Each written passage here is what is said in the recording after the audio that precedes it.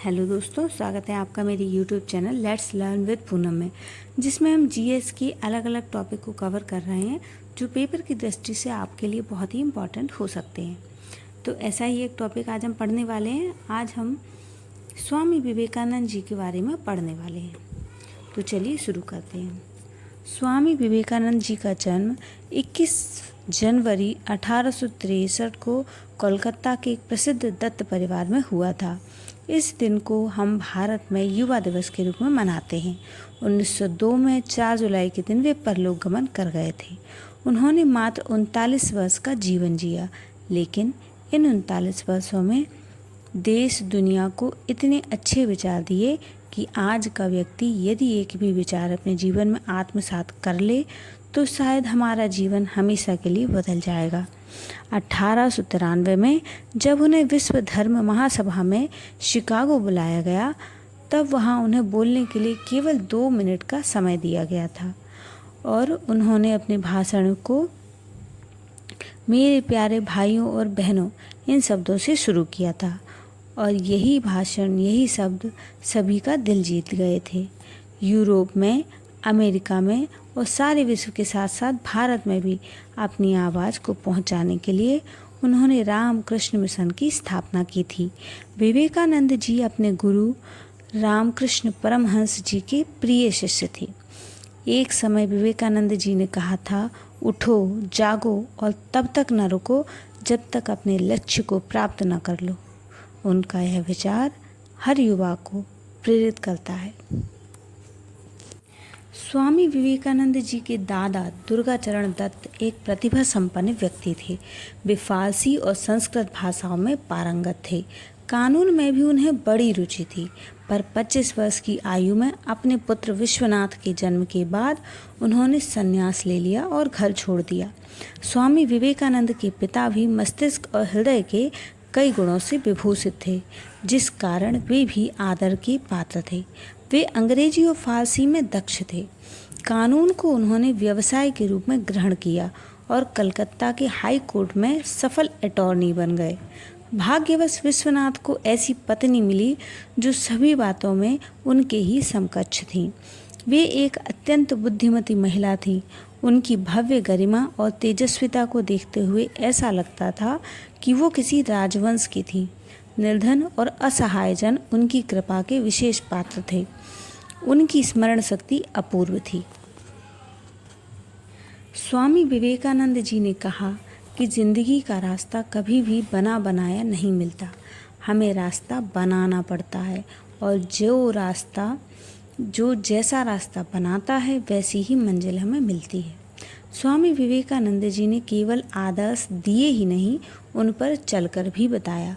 स्वामी विवेकानंद जी जो युवाओं के लिए आदर्श हैं, सन 1871 में 8 साल की उम्र में नरेंद्र नाथ ने ईश्वरचंद विद्यासागर के मेट्रोपॉलिटन संस्था में दाखिला लिया, जहां वे स्कूल गए।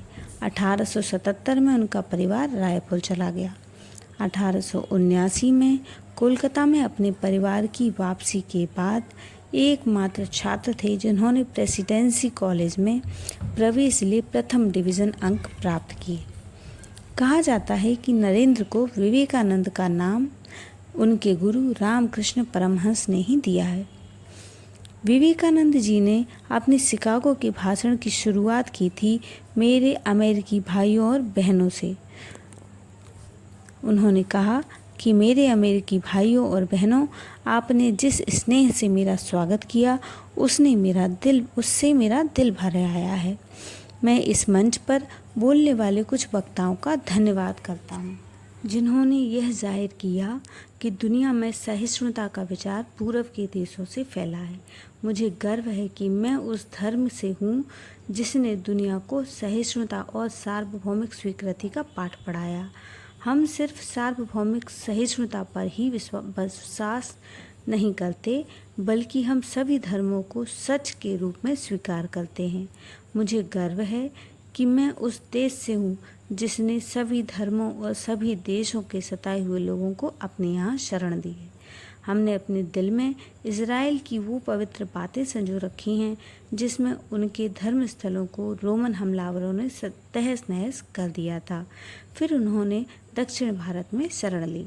मुझे गर्व है कि मैं ऐसे देश से हूँ जिसने पारसी धर्म के को अपने यहाँ शरण दी।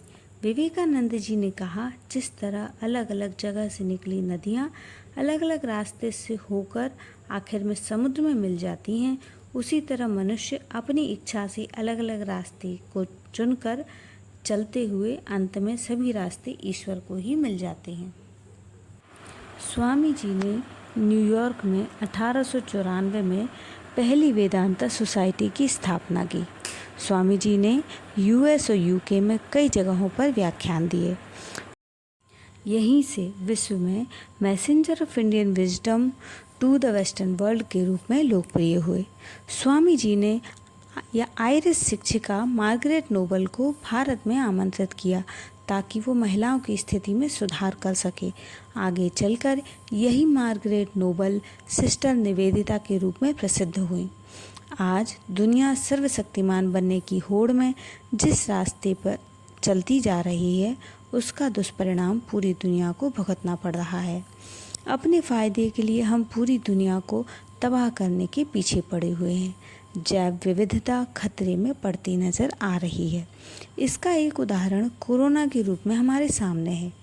कोरोना से निपटने के लिए जहां समूचे विश्व को एक साथ खड़े होकर लड़ना चाहिए, तो वहीं हम किसी न किसी वजह से आपस में उलझे हुए हैं, चाहे वह सीमा विवाद हो, ट्रेड विवाद हो या नस्लवाद, जातिवाद, रंगभेद या सांप्रदायिकता आदि। ऐसे में हमें स्वामी जी के विचारों से प्रेरणा लेकर आगे बढ़ना चाहिए। विवेकानंद जी के विचार और जीवन दर्शन आज के दौर में अत्यधिक प्रासंगिक है। विवेकानंद का राष्ट्रवाद न सिर्फ अंतर्राष्ट्रीयवाद बल्कि मानववाद की भी प्रेरणा देता है।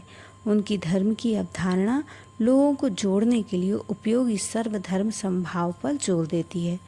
दरिद्र नारायण की संकल्पना को साकार करने से असमान, गरीबी, अस्पृश्यता आदि का निराकरण किया जा सकता है। इससे आदर्श समाज की संकल्पना को पूरा किया जा सकता है। स्वामी विवेकानंद जी के कालजयी विचार अगली कई पीढ़ियों को सही रास्ता दिखाने में सक्षम है। धन्यवाद।